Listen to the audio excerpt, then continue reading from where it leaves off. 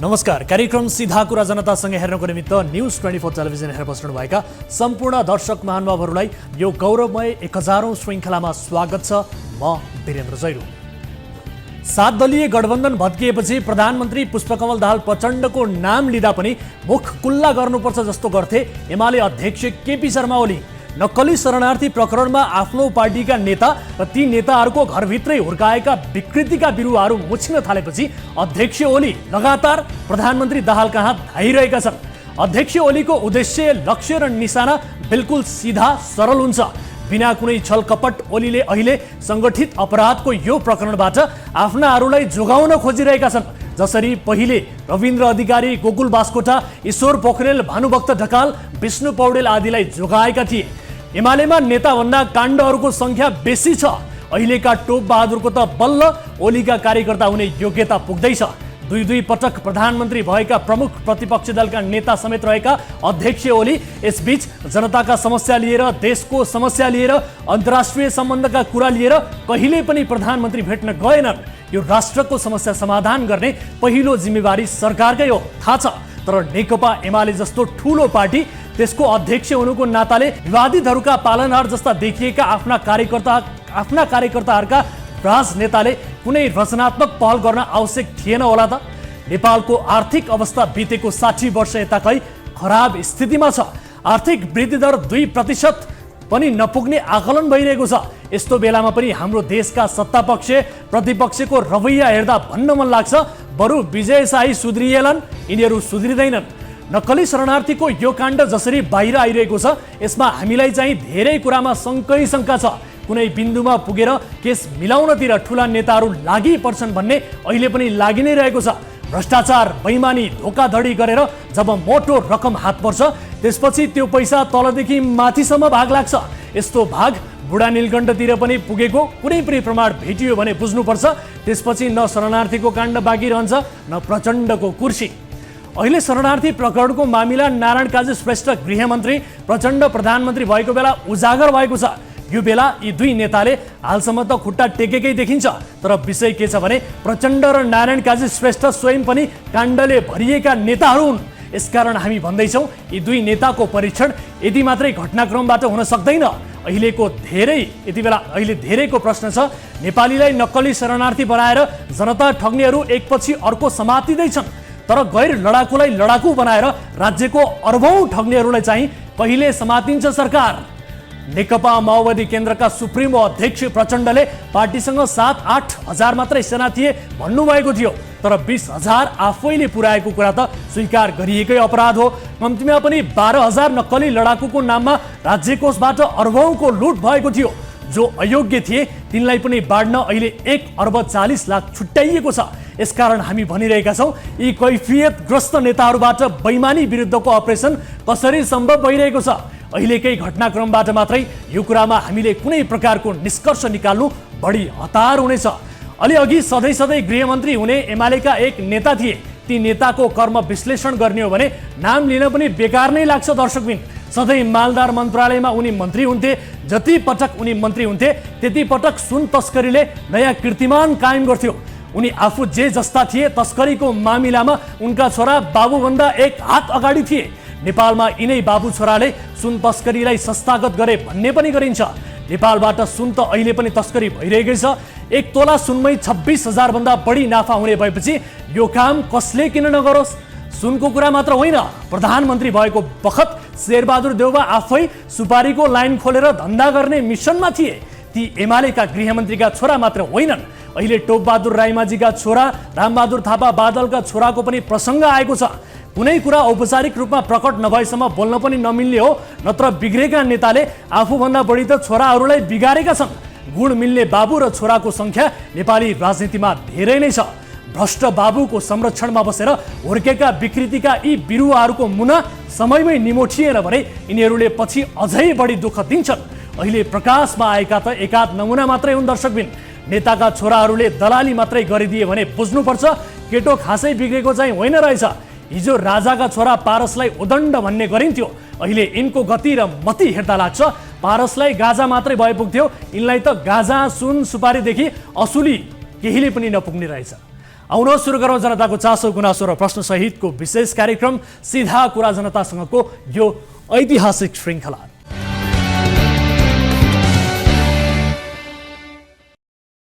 स्वागत छ दर्शक महानुभावहरू, कार्यक्रम सीधा कुरा जनतासँगको यो गौरवमय 1000औं श्रृङ्खलामा। यस कार्यक्रमको ऐतिहासिक श्रृङ्खला आज हामी प्रस्तुत गर्दैछौँ। चाहे पाइला होस् वा श्रृङ्खला, हजारसम्म पुग्दा केही कठिनाई, केही उत्साह, केही सफलता र केही असफलता त जोडिन्छन् नै। सिधा र सरल रेखामा त सधैँभर प्रकाशले पनि यात्रा गर्दैन, तर गन्तव्यमा उही पुग्छ जसले यात्रा परित्याग गर्दैन। हामी यात्रामै छौँ। हाम्रो गन्तव्य भनेको राष्ट्रको समृद्धि, सुशासन, सदाचार हो। यो यात्रामा साथ सहयोग र हौसला दिनेहरूप्रति यस टेलिभिजनका अध्यक्ष, कार्यकारी निर्देशक, कार्यक्रमका प्रथम प्रस्तोता तथा कार्यकारी निर्माता, विज्ञापन एजेन्सीका तर्फबाट समेत हामीलाई शुभकामना सन्देश प्राप्त भएको छ। सबैभन्दा पहिले यो शुभकामना सन्देश यहाँहरू समक्ष प्रस्तुत गर्छौँ। नमस्कार। हाम्रो टेलिभिजनबाट प्रसारण हुँदै आएको कार्यक्रम सीधा कुरा जनतासँगले सफलतापूर्वक आफ्नो 1000 भाग पूरा गरेको छ। आम जनताका समस्या समाधान गर्न र राज्यलाई जवाफदेही बनाउन मद्दत गर्ने यो कार्यक्रमको उद्देश्य रहँदै आएको छ। मुख्यतः जनताका समस्यालाई उजागर गर्ने यो पृथक शैली र विशेषताको कार्यक्रम नेपाली सञ्चार जगतमै एउटा अब्बल उदाहरण बन्न सफल भएकोमा न्युज 24 टेलिभिजनको अध्यक्षको नाताले मलाई निकै हर्ष महसुस भएको छ। सीधा कुरा जनतासँगको यो 1000औं भाग प्रसारण हुँदै गर्दाको यो सुखद अवसरमा हाम्रो टेलिभिजन र यस कार्यक्रमलाई माया गरिदिनुहुने दर्शक महानुभावहरूप्रति हामी निकै आभारी छौँ। सीधा कुरा जनतासँग कार्यक्रम उत्पादन एवं प्रसारणका लागि खटिने सिङ्गो टिमको योगदान र कौशलतामा हामीलाई गर्व छ। मूलतः न्युज 24 टेलिभिजनले जनताकै आवाजलाई प्राथमिकतामा राख्दै आएको छ। सरकारलाई जवाफदेही बनाउन सधैँ प्रतिपक्षीको भूमिकामा हामीले आफूलाई उभ्याएका छौँ। प्रेस स्वतन्त्रताको मर्मलाई ध्यानमा राख्दै हामीले सम्पादकीय स्वतन्त्रताको अभ्यास गर्दै आएका छौँ। यो विशेष अवसरमा हामीसँग सहकार्य गर्नुहुने विज्ञापनदातादेखि टेलिभिजन सेवा प्रदायक, विभिन्न सङ्घ-संस्था एवं सम्बद्ध सबैप्रति हामी आभारी छौँ। र अन्त्यमा दर्शक तथा शुभेच्छुकहरूबाट प्राप्त हुने हरेक प्रतिक्रिया र सुझावहरूलाई सधैँ सकारात्मक ढङ्गबाट ग्रहण गर्ने वचनका साथ हालसम्म हाम्रो साथ, सहयोग र सहकार्यमा जोडिनुभएका सबैप्रति हार्दिक कृतज्ञता व्यक्त गर्दछु। धन्यवाद। नमस्कार।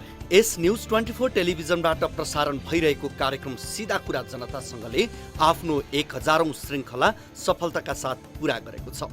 यो लामो यात्राका दौरान यस कार्यक्रमले आवाजविहीनहरूको आवाज बनेर निरन्तर समाजप्रतिको आफ्नो उत्तरदायित्व वहन गर्दै आएको छ, जसको फलस्वरूप दर्शकहरूबाट अपार माया र प्रशंसा समेत बटुल्न सफल भएको छ।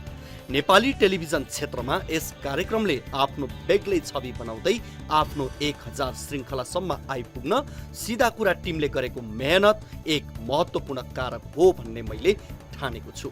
गौरवमय यस क्षणसम्म आइपुग्न हामीसँगै सहयात्रा गर्नुहुने सबैप्रति म हार्दिक आभार पनि प्रकट गर्दछु। सीधा कुरा जनतासँग आफ्नो लक्ष्यमा यही शैली र ऊर्जाका साथ अघि बढिरहोस्।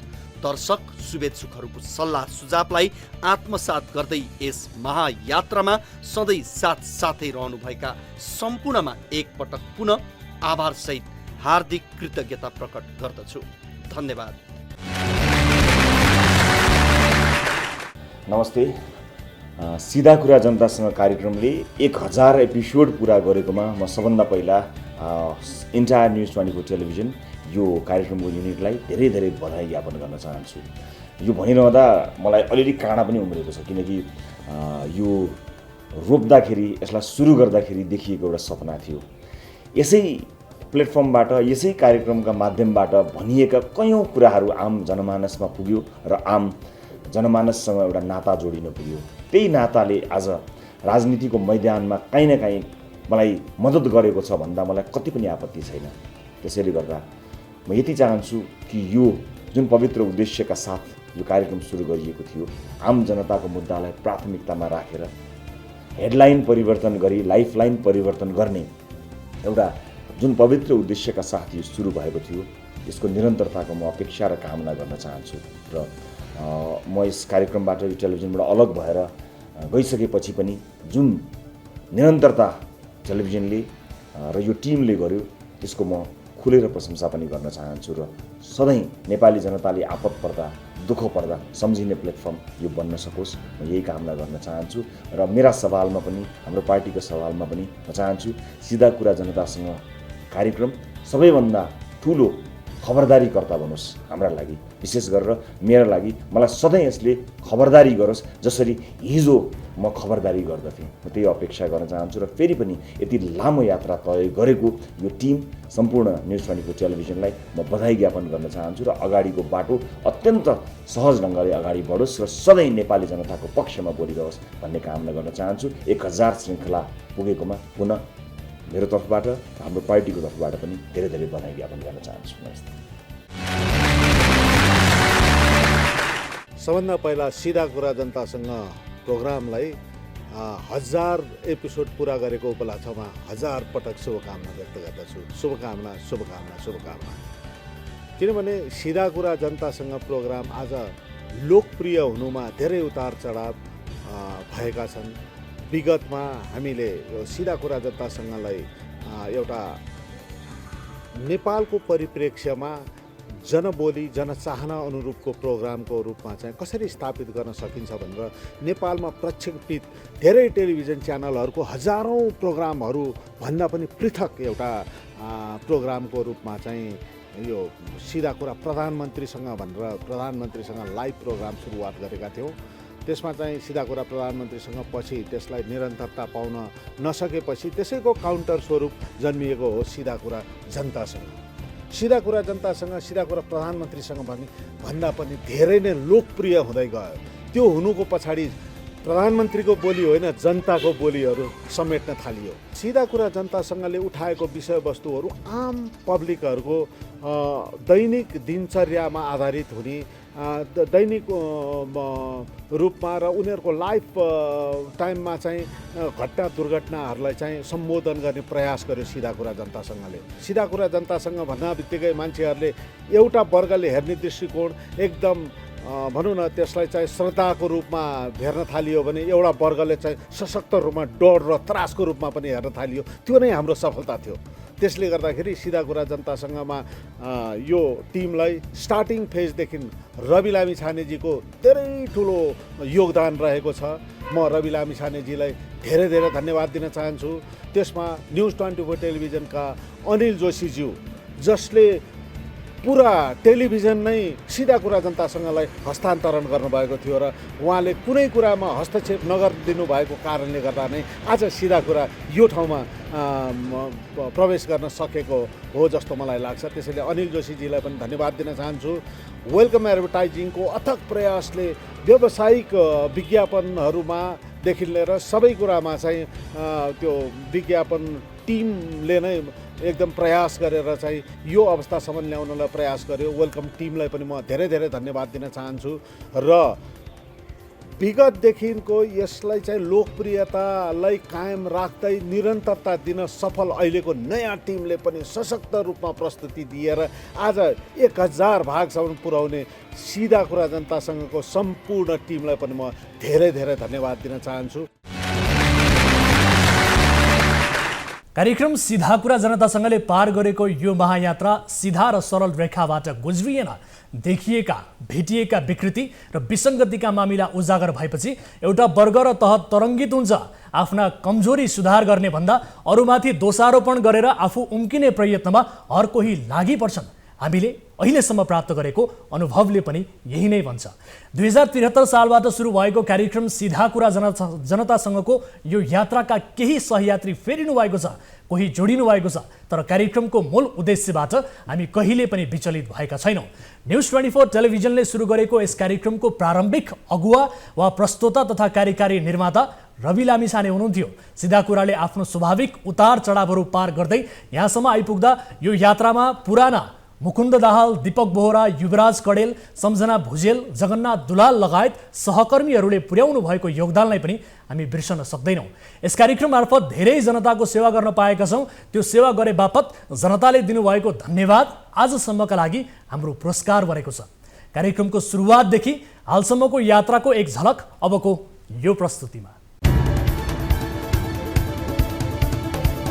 लाखौं दर्शकको माया, सद्भाव र विश्वास जित्न सफल भएको कार्यक्रम सीधा कुरा जनतासँगले 1000 श्रृङ्खला पूरा गरेको छ। 2073 साल मङ्सिर 28 गतेबाट सुरु भएको यस कार्यक्रमले 6 वर्षमा केही स्वाभाविक उतार चढावहरू पार गर्दै अहिलेको अवस्थासम्म आइपुगेको हो। कार्यक्रमका प्रथम प्रस्तुता एवं निर्माता रवि लामिछानेले सीधा कुरा प्रधानमन्त्रीसँग सञ्चालन गर्दै गर्दा सोही कार्यक्रमको संशोधित ढाँचामा सीधा कुरा जनतासँगको सुरुवात भएको थियो। नमस्कार।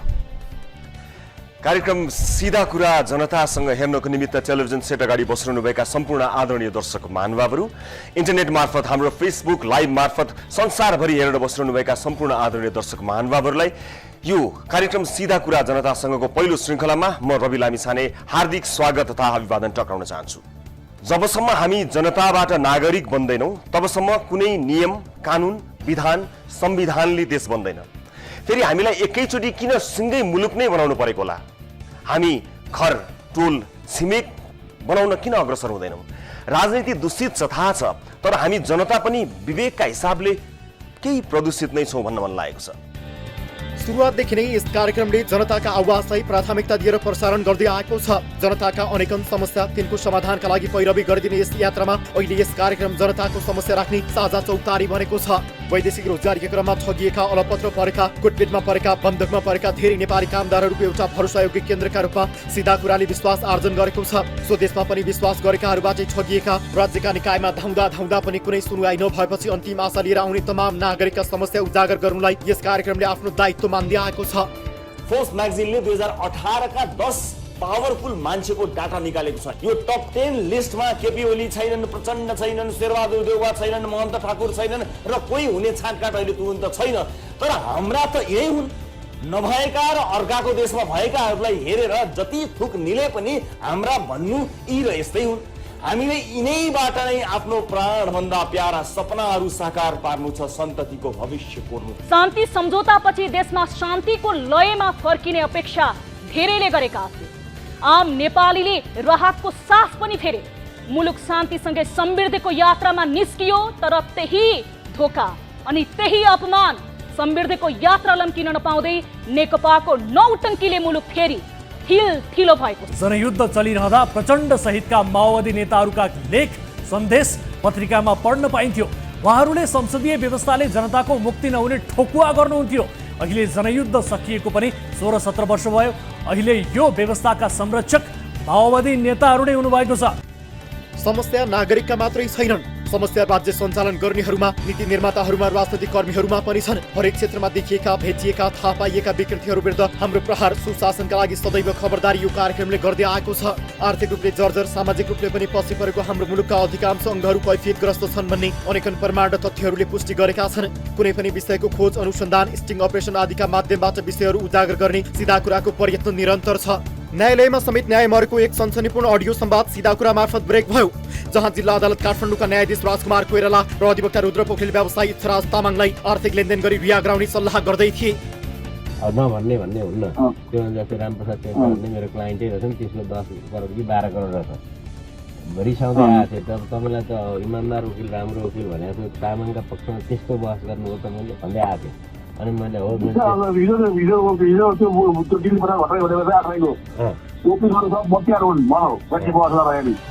सरकारको आवाज जनतासम्म पुर्याउन तमाम सञ्चार माध्यमहरू छन्। राजनैतिक दलहरूको कुरा जनतामा पुर्याउने पनि सञ्चार माध्यमहरू सक्षम छन्, तर जनताको कुरा सरकारसम्म पुर्याउने काममा अझै पनि कमजोरी भइरहेको छ। सीधा कुरा जनतासँगले उठाएका कतिपय इस्युका कारण कतिपयले न्याय पाएका छन्। धेरैको उद्धार भएको छ। केही पीडकहरू आफै पनि सीधा कुराले पत्रकारिताको गलत अभ्यास गर्यो भन्दै दुष्प्रचारमा पनि लागि परेका छन्।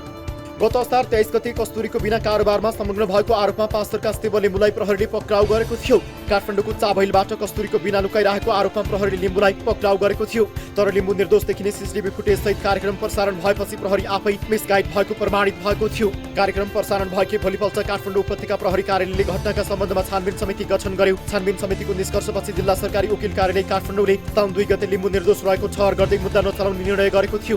प्रहरीले अनुसन्धानबाट पाँचतर्फे आदम भन्ने सुभाष राईको योजनामा नारायण कार्की भन्ने कृष्ण श्रेष्ठले कस्तुरीको बिना जस्तो देखिने वस्तु शिवको मोटरसाइकलमा राखेको देखाएको थियो।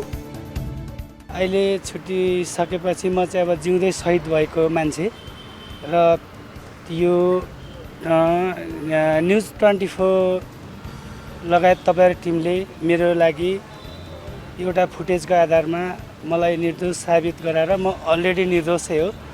दार्चुला सशस्त्र प्रहरीको 44 नम्बर गणको अनियमितता बाहिर ल्याउँदा जेल पुगेका थिए वरिष्ठ प्रहरी हौलदार नरेश सिंह साहू। राशन भत्ता लगायतका विषयमा हुने अनियमितता साहुले बाहिर ल्याउँदा रिसले चुर भएका एसपी त्रिभुवन विष्टको षड्यन्त्रमा साहू कारागार चलाउनु भएका थिए। गणभित्रको हाजिरी विवरण मात्र सार्वजनिक गरेका उनीमाथि हात हतियार र गोलीघट्टा सहितको विवरण अनधिकृत व्यक्तिलाई उपलब्ध गराइएको झुटो अभियोग लगाइएको थियो। निर्दोषलाई फसाइएको भन्दै उनको समर्थनमा माइतीघरमा आन्दोलन समेत भएको थियो। यो बीचमा हामीले निरन्तर उनको न्यायका लागि आवाज उठायौं। सशस्त्र प्रहरीको विशेष अदालतको संयुक्त इजलासले 3 महिनापछि साहुलाई निर्दोष साबित गर्यो। झुटो अभियोगमा झण्डै 3 महिना कारागार बसेका साहू सिधा कुराका कारण छुटे।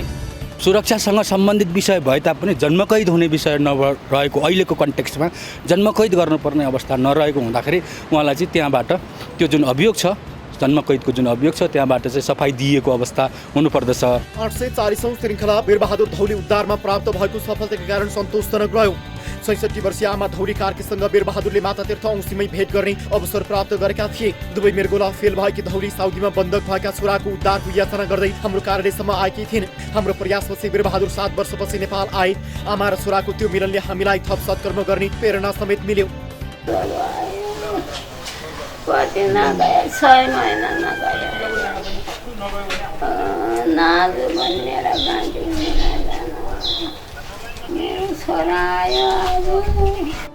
झापाका खेमराज तिमिल सेनाले अस्पतालको बेडबाट रुँदै उद्धारको याचना गरेका थिए। आफ्ना ठेकेदारले खुट्टामा गाडी चढाइदिएको तिमिल सेनाले दाबी गरेका थिए। 45 दिन अस्पतालको शय्यामा छटपटाएका खेमराजले उद्धार गरिदिन हारगुहार मागेपछि हामीले उनको विषय प्राथमिकतामा राखेर उद्धारको पहल गर्यौं। वैशाखको भरमा भए पनि 2 हप्तापछि खेमराज नेपाल आइपुगे।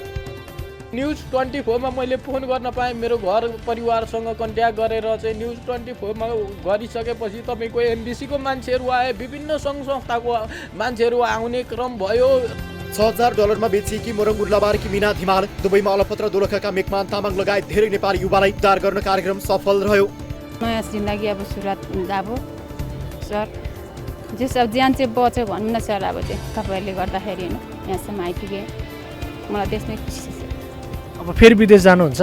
नजाने सर। अब मम्मी त अस्ति मनमा कुरा खेली के हुन्छ त्यो बेहोस हुनुभएको थियो। अनि तपाईँ निक्लिने भनेर प्रार्थना गरेको थियो। के भन्छ भगवान्ले हाम्रो बाधै सुन्नु भएन बाबा। सुरुमै मेरो छोराले मलाई एउटा खाता लाएर अङ्गलो मारेर होइन मेरो बाबालाई भनेर स्वागत गर्नु पुगेको थियो। अनि रोएर मैले अब अङ्गलो मारेर बोकेर होइन यस्तै भएछ। बाबु कस्तो लागिरहेछ तिमीलाई अहिले? बाबाको काखमा बस्न पाइरहेछ तिमी होइन?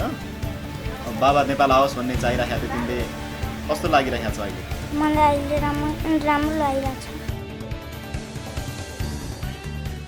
दर्शकहरू, आम जनताका मुद्दामा बढीभन्दा बढी केन्द्रित हुने उद्देश्यसहित 6 वर्ष अघिदेखि सुरु भएको यस कार्यक्रमले यो अवधिमा धेरै उतार चढाव बेहोरेको छ। यस अवधिमा यो कार्यक्रम फगत एक कार्यक्रम मात्रै नभएर आम जनताले आफ्ना दुःख बिसाउने साझा चौतारी बन्न सकेको छ। कार्यक्रमप्रति जुन विश्वास दर्शकहरूले सुरुवाती दिनदेखि देखाउनु भएको थियो त्यो विश्वासमा कहीँ कतै पनि 1 इन्च पनि कमी आएको छैन। आम जनताको विश्वास झनै बढ्दै गएको अनुभूति हामीले गरेका छौँ। आम नागरिकको दुःख बिसाउने यो चौतारीको दायरा झनै फराकिलो हुँदै गएको प्रति सिधा कुरा जनतासँगको टिम र समग्र न्युज 24 टेलिभिजनले गर्व महसुस गरेको छ र अझ बढी जिम्मेवार यसले हामीलाई बनाएको छ। तपाईँहरूको यस्तै माया, साथ, हौसला र विश्वासले आगामी दिनमा पनि अझै सशक्त ढङ्गबाट यस कार्यक्रमलाई प्रस्तुत गर्न सकौँ। खास गरी कार्यक्रम सिधा कुरा जनतासँगको यो महायात्रामा जोडिनुहुने दर्शक एवं सहयात्री सबैमा हामी हार्दिक आभार पनि प्रकट गर्दछौँ। कार्यक्रममा पालो भएको छ। यति बेला ब्रेक पछाडि फेरि पनि हाम्रा नियमित विषयसहित उपस्थित हुनेछौँ। अहिलेलाई छोटो ब्रेक।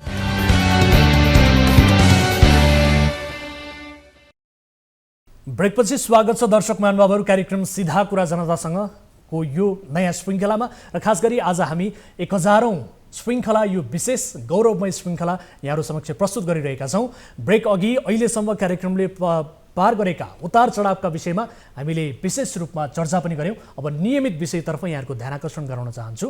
कैलालीको सुरक्षा महिला सामुदायिक वनमा जिल्लाका सबैजसो काङ्ग्रेसी जनप्रतिनिधिले पार्टी कार्यालय भवन बनाउन शिलान्यास गरे। यो कुराको पुष्टि शिलान्यास गर्ने सांसदले नै फेसबुकमा लेखेर गरेका थिए। एकातिर वन क्षेत्रमा बसेको भनेर सुकुम्बासीका छाप्रामा डोजर चलाउने, अर्कोतिर जनप्रतिनिधिहरू आफै वन क्षेत्रमा पार्टी कार्यालय बनाउन शिलान्यास गर्ने शैली अनौठो देखियो।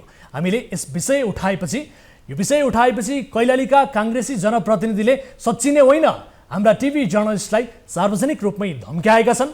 कैलालीबाट टिभी जर्नलिस्ट खेम ढुङ्गानाले पठाएको यो फलोअप रिपोर्ट हेर्नुहोस्। यी हुन् कैलाली क्षेत्र नम्बर 4 का सांसद वीरबहादुर बलायर। वन अतिक्रमण भइरहँदा त्यस विरुद्ध उभिनुपर्ने भूमिकामा रहेका यी बलायर आफै वन अतिक्रमणमा उत्रिएका छन्। कैलालीको गोदावरी नगरपालिका 1 मा पर्ने सुरक्षा महिला सामुदायिक वनमा यिनै सांसद बलायरले आफ्नो पार्टी कार्यालयको शिलान्यास गरे।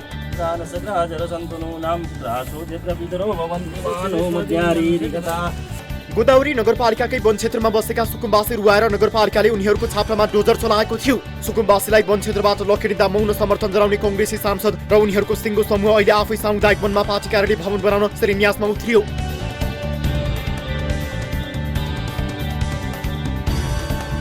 यो विषय हामीले सीधा कुरा जनतासँगको 979औं श्रृङ्खलामा पहिलो पटक प्रसारण गर्दा कांग्रेसका स्थानीय कार्यकर्ताहरूले जमिन वनको नभएको र आफ्नै संस्थाको नाममा भएको दाबी गरेका थिए। प्रत्यक्ष टेलिफोन संवादमा जोडिएका यी कांग्रेसी कार्यकर्ताले जे भनेका थिए यो सुन्नुहोस्। कुन पार्टीको पार्टी कार्यालय बनिएको छ? तपाईहरुको पार्टीले हटायो भन्ने मेरो प्रश्न नै होइन नि सर। जुन शिलान्यास भएको छ त्यो शिलान्यास भएको भवन कहाँ बनेको छ भनिदिनुस् त। सुकुम्बासीलाई हटाएर सबैभन्दा पहिले त यहाँ एउटा कुरा तपाईँ प्रश्न बुझ्नुहोस् कि सुकुम्बासीलाई हटाएर हाम्रो पार्टीको कार्यालय शिलान्यास भएको छैन। एकदम नितान्त गलत कुरा हो। हजुर, यो कुन पार्टीको कार्यालय भएको छ? यसलाई राजनीतिकरण गरिएको छ। गोदावरी नगरपालिकाका मेयर वीरेन्द्र भट्ट, वडा नम्बर 10 का वडा अध्यक्ष रविन्द्र साई, वडा नम्बर 1 का अध्यक्ष तथा नगर प्रवक्ता गोपाल दत्त भट्ट, प्रदेश सांसद प्रकाश बम लगायतका कांग्रेस नेता कार्यकर्ताको उपस्थितिमा बलायरले भवन शिलान्यास गरेका थिए। यी सबै कांग्रेसबाटै निर्वाचित जनप्रतिनिधि हुन्। सुकुम्बासीका छाप्रामा डोजर चलाएर पार्टी कार्यालय भवन शिलान्यास गर्ने कांग्रेसी नेताहरूको यो शैली जनस्तरबाट समेत आलोचित बनेको छ। जनप्रतिनिधिहरूले नै वन मिच्ने क्रियाकलाप गरेको मामिला प्रमाणित भइसक्दा पनि यो कार्यमा संलग्न व्यक्तिहरू सचिने भन्दा मिडियालाई धम्क्याउने तहमा उत्रिएका छन्। सप्रमाण प्रसारण भएको रिपोर्टलाई झुटो दाबी गर्दै सांसद बलायर र उनका कार्यकर्ताले धम्कीको शैलीमा पत्रकारलाई तह लगाउने अभिव्यक्ति दिए। सांसद वीरबहादुर बलायरले हालै जे भने यो हेर्नुहोस्। न्युज 24 मा निष्कृष्ट कांग्रेस भनेर भनिएको छ। म यो टिमबाट र सबैबाट यदि निष्कृष्ट कांग्रेस भनिएका शब्द त्यहाँका प्रस्तुताले फिर्ता लिएन भने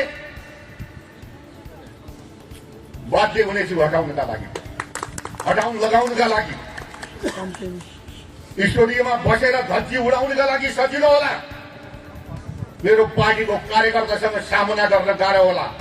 वनको जमिन अतिक्रमण गरेर पार्टी भवन बनाउन उत्रिएका सांसद बलायरले न्युज 24 का टिभी जर्नलिस्टलाई धम्की दिइरहँदा आफैले सामाजिक सञ्जाल फेसबुकमा राखेको स्ट्याटस चाहिँ ख्यालै गरेनन्। बलायरले फेसबुकमा नेपाली कांग्रेसको क्षेत्रीय कार्यालयको शिलान्यास जय नेपाल भन्दै पोस्ट गरेको यो स्ट्याटस हेर्नुहोस्।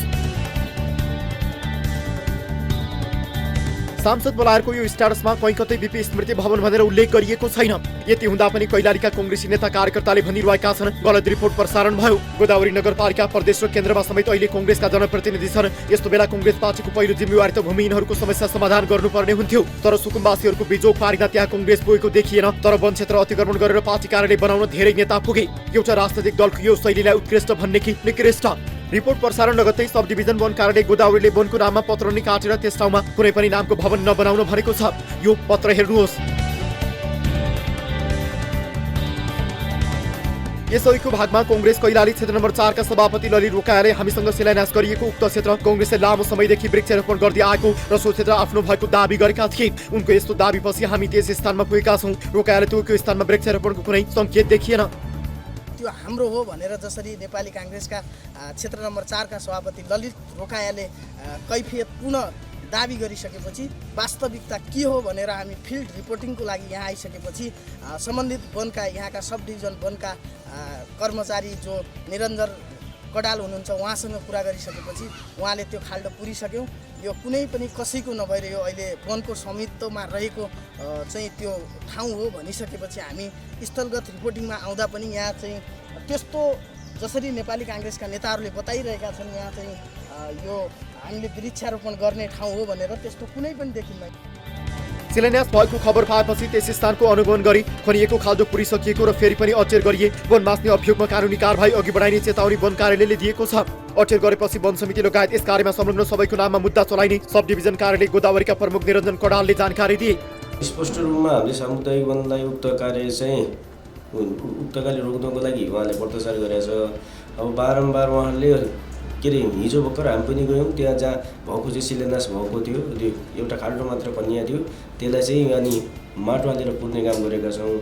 अझ पनि उहाँहरूले मान्नु हुँदैन, अझ पनि त्यहाँ चाहिँ उहाँहरूले भवन बनाउनुहुन्छ भने बनाइअनुसार उहाँहरूलाई मुद्दा लाग्छ जो यो कार्यमा संलग्न हुनुहुन्छ। यता सामुदायिक वनकी अध्यक्ष लक्ष्मी भण्डारीले वनमा त्यस प्रकारका गतिविधि रोक्न नसकेको कारण आफूबाट गल्ती भएको भन्दै आत्मआलोचना गरेकी छिन्। अनुभूति त भइरहेछ, अप्ठ्यारो भइरहेछ, त्यत्रो त्यहाँ हटाए, अहिले त्यहाँ शिलान्यास गरेर त्यो नगर्नु हुने थियो भन्ने त मनमा त छ।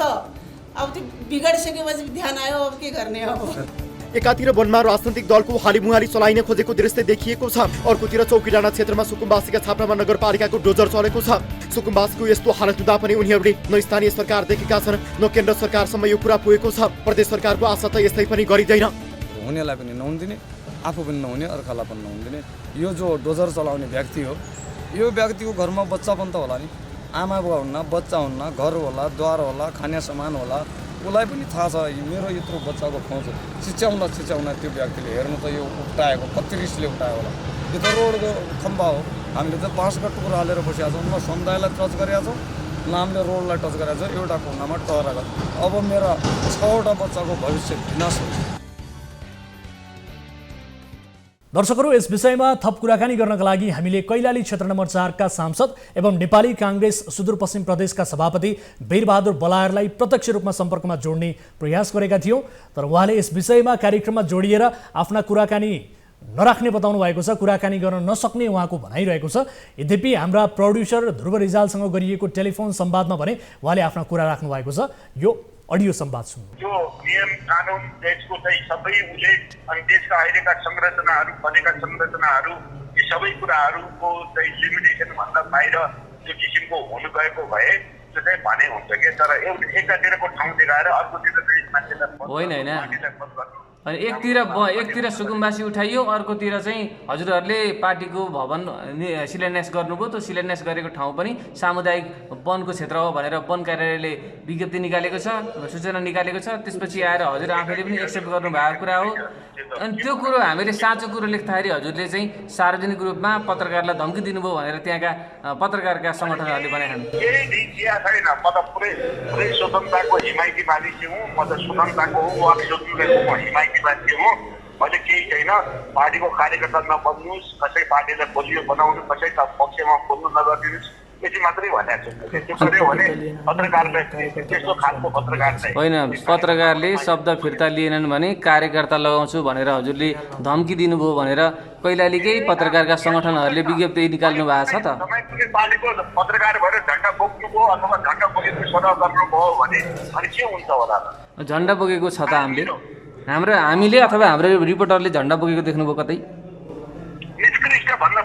अनि वन क्षेत्र मिचेको कामलाई उत्कृष्ट भनौँ त मान्यज्यू। उत्कृष्ट कतिवटा समुदायले चाहिँ सामुदायिक चाहिँ वनको उसमा कतिवटा कलेज बनाएका छन्, कतिवटा स्कुल बनेका छन्।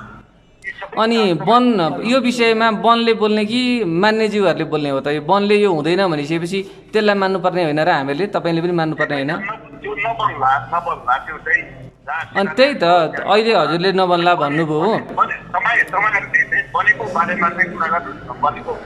होइन, शिलान्यास गर्नुभयो यो गलत भयो। सुन्नु न, वन क्षेत्रमा शिलान्यास गर्नुभयो यो गलत भयो भनेर हामीले रिपोर्टमा हाल्यौँ। रिपोर्टमा हालिसकेपछि हजुरहरूले सुध्रिने कि सच्चिने कि अनि सार्वजनिक रूपमा पत्रकारलाई धम्की दिने त भन्ने कुरा आयो नि त अहिले त। यो विषयमा एकचोटि हजुरले लाइभमै बोलिदिँदाखेरि सबभन्दा राम्रो हो होइन? दर्शकहरू, यो धम्की हाम्रा लागि कुनै नौलो कुरा होइन। हामीले हाम्रो यात्राका क्रममा कयौँ यस्ता धम्कीहरूको सामना गरि नै रहेका छौँ। तर कसैले धम्क्याउँदैमा हामी कतै पनि विचलित हुँदैनौँ। आफ्नो कर्म निरन्तर निष्पक्ष रूपमा गरि नै रहन्छौँ। हाम्रा टिभी जर्नलिस्टहरूमाथि तपाईँहरूका यस्ता धम्कीले केही पनि प्रभाव पर्दैन, यदि चाहिँ हेक्का राख्नुहोला भन्दै अब अर्को विषयतर्फ यहाँको ध्यान आकर्षण गराइहाल्छु। रोजगारीका लागि साउदी अरब पुगेका तनहुका मेघबहादुर राणा 1 महिनादेखि बेपत्ता छन्। उनी कहाँ छन्, के गर्दैछन्, कस्तो अवस्थामा छन्, यसको केही अत्तो-पत्तो छैन। साउदीको अल्मराई कम्पनीमा उनी काम गर्थे। जुन कम्पनीले उनलाई रोजगारी दिएको थियो त्यो कम्पनीलाई पनि उनका बारेमा कुनै किसिमको जानकारी छैन। साउदी स्थित मेघबहादुरका साथी आफन्तहरूले नेपाली दूतावासमा पनि उनको खोजीका लागि पहल गरिदिन आग्रह गरे। उनको खोजीका लागि गरिएको प्रयासमा कहीँ न कहीँ कमजोरी त भएकै छ। अन्यथा व्यवस्थित मुलुकहरूमा एउटा व्यक्ति यति सजिलै कसरी हराउन सक्छ? बेपत्ता नेपाली कामदारका परिवारको गुनासोका आधारमा तयार पारिएको यो विशेष रिपोर्ट हेर्नुहोस्। यिनी हुन् कमला राणा। पति मेघबहादुर राणा साउदीमा हराएपछि उनको परिवारको खुसी लुटिएको छ। परिवारमा 1 छोरी र 1 छोरा छन्। घरमुली रोजगारीको लागि साउदीमा थिए। कम्पनीले दिएको छुट्टी मनाउने भनेर नेपाल फर्किन मेघबहादुरले वैशाख 18 गतेको टिकट काटेका थिए। अन्तिम पटक मेघबहादुरले चैत 24 गते राति 11 बजे परिवारसँग कुराकानी गरे। सुत्ने समय भएको भन्दै कमलालाई सुत्नु भने, तर त्यसको केही घण्टा पछिदेखि नै उनी फेरि सम्पर्कमा आएनन्। यहाँको 11 बजे 1 मिनटमा हामीले राखेको बोल्यो। अब भर्खर आएर नि राम्रैसँग बोल्यो। राम्रोसँग बोलेर अब म पनि सुत्छ तिमी पनि सुत भन्ने भयो। म त सुतेँ। फेरि मैले फेरि 1 दिनपछि सामान के ल्याउने भन्ने सोधेको थियो। फेरि के तेलको उहाँको तेल 1 बोतल ल्याउनु पठाउनु पर्यो भन्ने पछि फेरि 4-5 मिनटमा फोन गरेर ऊ त भइभ्यो कि मोबाइल। त्यसबाट के भयो त्यो थाहै भएन। मेघबहादुर साउदीको हाइल स्थित लाइन 12 को अल्मराई कम्पनीमा काम गर्थे। उनले त्यो कम्पनीमा काम गरेको पनि 20 वर्ष बितिसकेको रहेछ। खजुर ओसार पसार गर्ने र घाँसको उत्पादन गर्ने फार्ममा मेघबहादुर काम गर्थे। यसबीच मेघबहादुर सम्पर्कविहीन हुने, हराउने, विवादमा पर्ने जस्ता कुनै घटना भएका थिएनन्। कम्पनीमा पनि कुनै समस्या थिएन। मेघबहादुर हराएपछि उनकी छोरी समेत हाम्रो कार्यालय आइपुगेकी थिइन्। आफ्ना बुबाको सम्झनामा छोरी नमिना भावुक नै भइन्। कसैले लग्यो कि जस्तो लाग्छ, किनकि सोझो मान्छे एकदम सोझो हुनुहुन्थ्यो क्या। त्यो कम्पनीको सबैभन्दा सोझो उहाँ नै हुनुहुन्थ्यो। अनि त्यो कम्पनीको मान्छेले नि भन्थ्यो कि तिमीलाई काम मन लाग्दा काम गर, मन नलाग्दा चाहिँ नगर है। धेरै भइसकेको थियो नि त काम गरेको त, त्यही भएर त्यस्तो भन्नुहुन्थ्यो। त्यसो भए अब आउने बेलामा कता जानुभयो पनि। यो परिवारले मेघबहादुरको खोजीका लागि विभिन्न निकाय धाइसकेका छन्।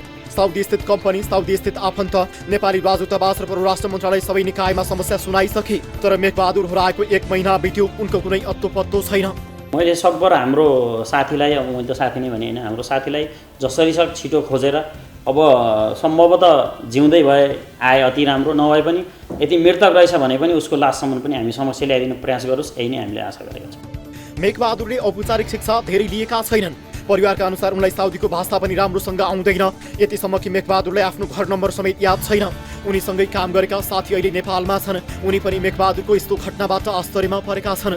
कम्पनीका सुरक्षाकर्मीको मिलेमतो बाहेक कुनै पनि व्यक्ति त्यस प्रकारले हराउन नसक्ने उनका साथीको बुझाइ छ। मेघबहादुरको मोबाइल खोसेर कतै बन्दक बनाइयो कि भन्ने शङ्का उनी निकटहरूले गरेका छन्। बाहिर गेटमा सेक्युरिटी पनि छ है। त्यो मलाई जहाँसम्म लाग्छ भने त्यो सेक्युरिटी त छ, सेक्युरिटीकै कुनै नजिकको मान्छेले गाडीमा हालेर अब लगेको पनि हुनसक्छ। हाम्रो आशंका चाहिँ एकदम सोझो मान्छे, एकदम सोझो, एकदमै। मैले भने त तपाईँलाई भाषा त उहाँलाई यस्तो खासै भाषा आउँदैन। त्यो तपाईँलाई उहाँलाई घरको नम्बर पनि याद छैन क्या, त्यस्तो हुनुहुन्छ। मलाई जहाँ लाग्छ तिनीहरूले त्यो मोबाइल हातमा खोसिदिए होइन, खोसिदिए पछाडि अनि अब नम्बर याद छैन, कता फोन गर्ने के गर्ने, अथवा कुनै मजरामा लगेको रहेछ भने पनि फोन गर्ने त्यहाँ त चान्स हुँदैन कि नम्बर याद हुनु पऱ्यो। त्यो भएको कारणले गर्दाखेरि कहीँ फस्नु भएको कि भन्ने हाम्रो आशंका चाहिँ छ। उहाँ चाहिँ जीवितै हुनुहुन्छ भन्ने हामीलाई पूर्ण भरोसा चाहिँ अहिलेसम्म विश्वास छ हामीलाई होइन। मेघबहादुरको पासपोर्ट, भिसा लगायतका कागजातहरू कम्पनीमा सुरक्षित रहेको साउदी स्थित साथीहरूले बताएका छन्। सरकारवाला निकायले खोज तलासमा सक्रियता देखाएमा मेघबहादुर भेटिने आशामा परिवार बसेको छ।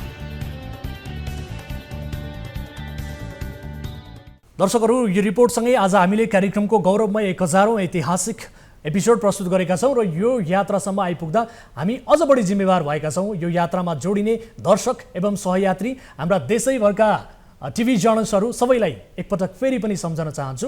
उहाँहरूप्रति कृतज्ञता समेत प्रकट गर्न चाहन्छौँ। आगामी दिनमा पनि हामी जनताका मुद्दामा अझ बढी खरो र अझै बढी जवाबदेही भएर प्रस्तुत हुनेछौँ।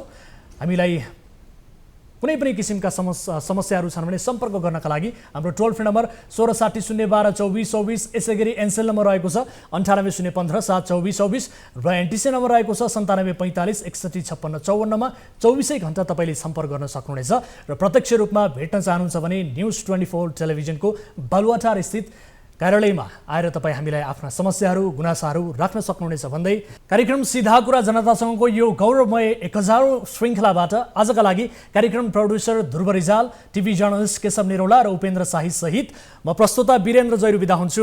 नमस्कार।